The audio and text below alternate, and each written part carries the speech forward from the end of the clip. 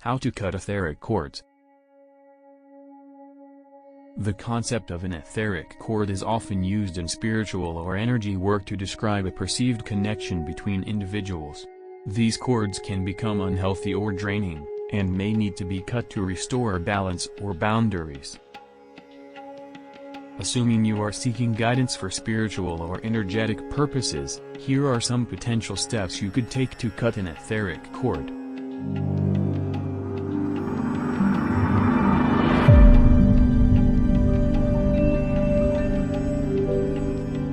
Set your intention. Before beginning any energy work, it's important to be clear about your intention and what you hope to achieve. Take a few moments to focus your mind and state your intention to cut any unhealthy or unwanted cords. Visualize the cord. Close your eyes and visualize the etheric cord connecting you to the other person. Try to get a sense of what it looks like. Is it thick or thin, bright or dull, smooth or rough? You may also be able to sense its location in your body or energy field. Use your tools.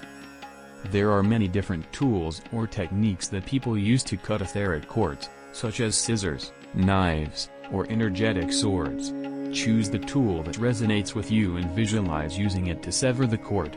Some people prefer to do this physically with a prop, while others prefer to do it purely in their mind's eye. Set boundaries. After cutting the cord, it's important to reinforce your boundaries and protect your energy field.